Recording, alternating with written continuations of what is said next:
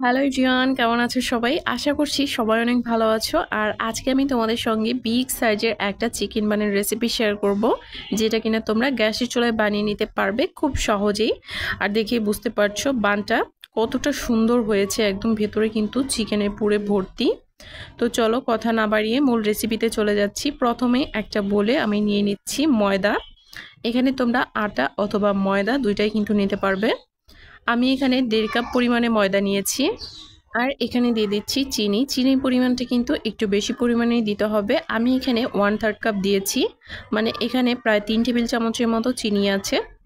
স্বাদ মতো দিয়ে দিলাম আমি লবণ, আর তারপর দিয়ে দিচ্ছি ইস্ট।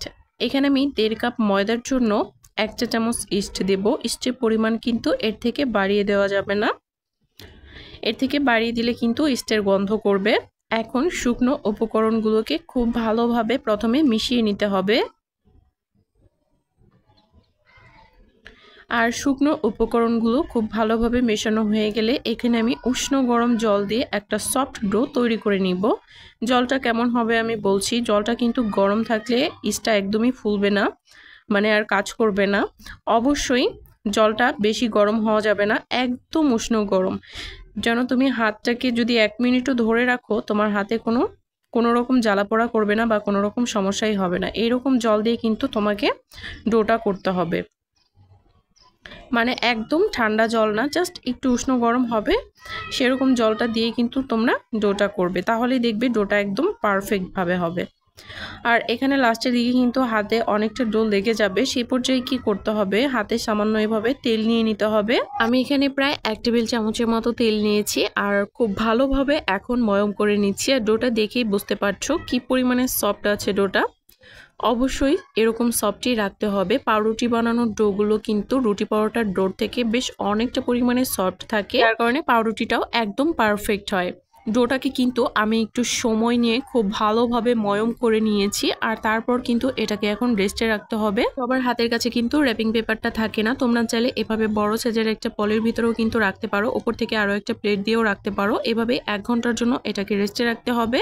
আর ওইদিকে আমরা ভেতরে পুরটা বানিয়ে নিব। আর আজকের পুরটা আমি একদমই সিম্পল বানিয়েছি।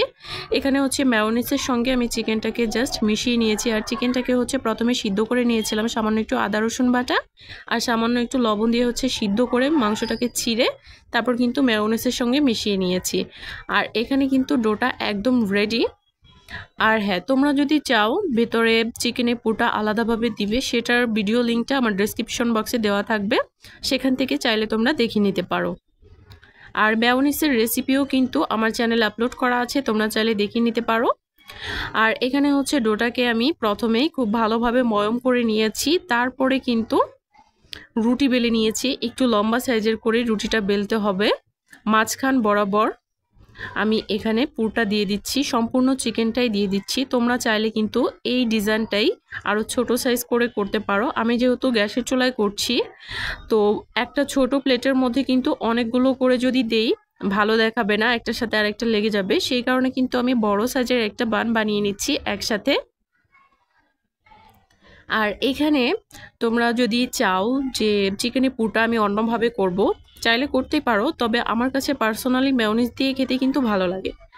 আর পুরটা কিন্তু বেশি টেস্টি হয় না, মেয়োনিজ দিয়ে করলে কিন্তু অনেক বেশি টেস্টি হয়। কিছুটা মেয়োনিজ আমি এক্সট্রা রেখেও দিয়েছি পরবর্তীতে এই রুটি দিয়েই খাওয়ার জন্য। আর সম্পূর্ণটা হচ্ছে এই চিকেনের সাথে মিক্সড করে দিয়ে দিয়েছি। এখন দেখতেই পাচ্ছ ভিডিওতে দেখানো প্রসেস অনুযায়ী একটা সাইড থেকে রুটি আরেকটা সাইডে এনে খুব ভালোভাবে সিল করে দিতে হবে। আর এদিকে যে বাড়তি অংশটা থাকবে এখান থেকে কিন্তু ছোট ছোট করে আমি কাট করে নিচ্ছি ওপরের ডিজাইনটা করার জন্য। তোমরা চাইলে কিন্তু এখানে অন্য কোনো ডিজাইন করেও বানিয়ে নিতে পারো, যেমন গোল শেপ করেও কিন্তু বানিয়ে নিতে পারো। সেই ক্ষেত্রে কী করতে হবে, প্রথমে ছোট্ট একটা রুটি বেলতে হবে, মানে একদমই ছোট। এর ভেতরে চিকেনের পুরটা দিয়ে মুখটা খুব ভালোভাবে বন্ধ করে গোল শেপ দিয়ে দিতে হবে।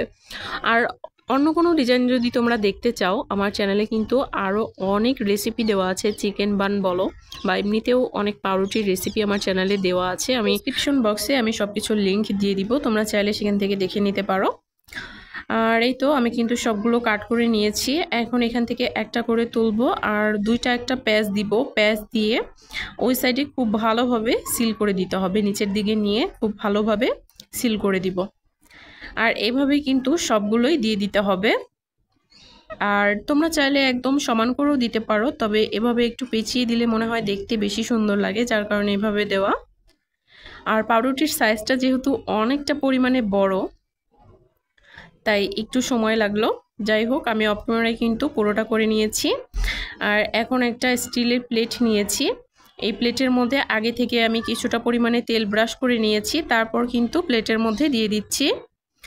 এখনই কিন্তু আমি এটাকে বেক করব না, এটাকে আরও 30 থেকে 40 মিনিটের জন্য রেস্টে রাখতে হবে। যে পাত্রে তোমরা পাউরুটিটা বেক করবে সেই পাত্রের মধ্যে ঢুকিয়েও কিন্তু ঢাকনা দিয়ে ঢেকে রেস্টে রাখতে পারো। আমি কিন্তু যে পাত্রে বেক করব সেটার মধ্যে রেস্টে রেখেছিলাম। অবশ্যই উপরে কিছু একটা দিতে হবে, তাহলে কিন্তু ভালোভাবে ফুলবে।